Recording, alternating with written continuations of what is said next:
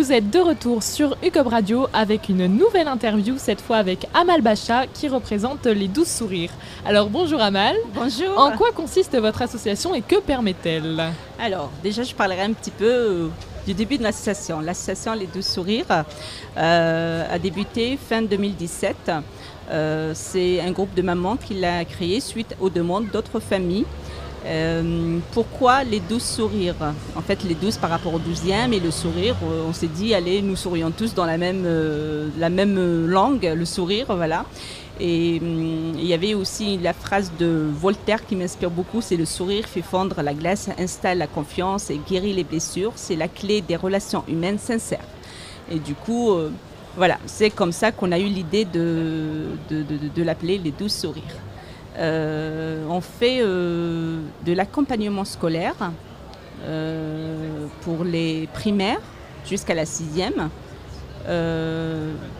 Après, on oriente en fait les élèves, les enfants qui viennent vers chez nous, vers d'autres associations qui s'occupent du collège et du lycée. On fait aussi les démarches administratives pour les familles, surtout d'origine étrangère qui ne maîtrisent pas la langue française. D'accord. On essaye de sortir un peu de l'isolement des mamans parce que souvent quand on parle on a le square Saint-Éloi, le point de repère des familles du quartier. Du coup souvent le problème qui revient c'est le budget et du coup on a pensé à créer des moments d'échange entre nous femmes en faisant du sport. Et grâce au CLAGE qui nous prête les salles, le centre Paris anime Montgallet, Reuilly et Erard, ils nous prêtent gratuitement des salles. Donc on a pu créer une séance jusqu'à 2 par semaine de sport entre femmes avec un coach. C'est un animateur de Montgallet qui s'est proposé. Donc du coup, on a ces moments de détente entre femmes. On fait aussi le lien entre l'école et les familles, parce que souvent les familles ont cette crainte de s'approcher de l'école. C'est de l'administration, ça fait peur, soit par par méconnaissance ou par le frein de la langue. Donc on fait ce lien.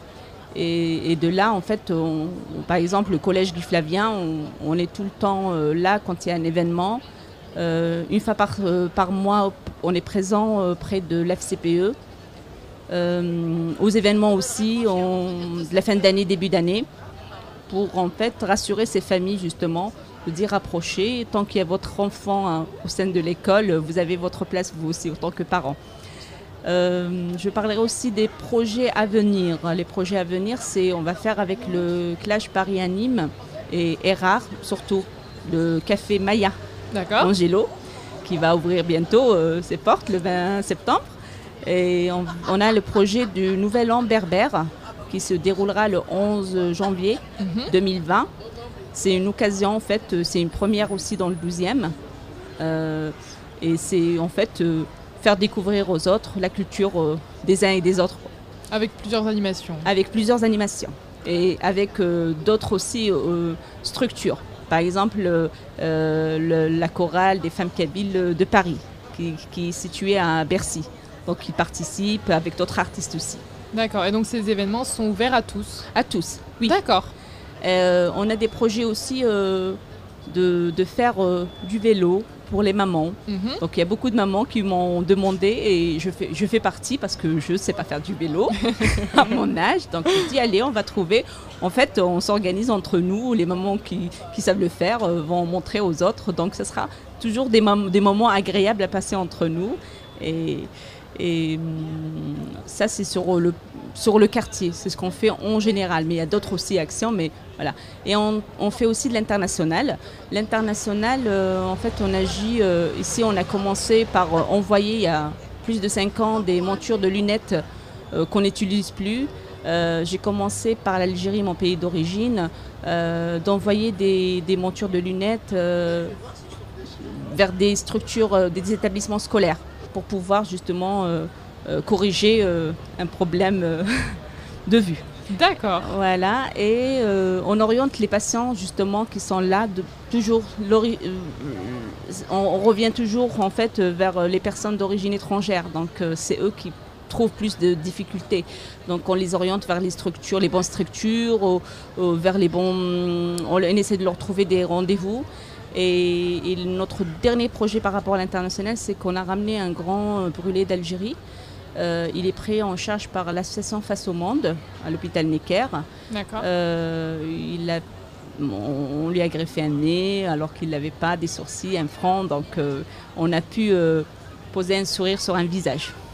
Donc vous agissez vraiment sur plein de points différents, vraiment au-delà du soutien scolaire. Tout à fait. Vous permettez aux mamans de respirer un petit peu. De respirer. Et puis pour nous aussi de rencontrer d'autres belles structures telles que l'école à l'hôpital, parce que c'est eux qui nous ont aidés par rapport à la scolarité de ce jeune homme, VPH, visite pour les malades. On a rencontré des gens magnifiques qui nous encouragent à faire mieux et avancer ensemble dans tout ce qui est humain, le vivre ensemble, la joie et le sourire. Mais c'est parfait, donc vous prenez la mixité culturelle et l'ouverture d'esprit, c'est ça? Tout à fait. D'accord. Eh bien, merci beaucoup pour toutes ces précieuses informations.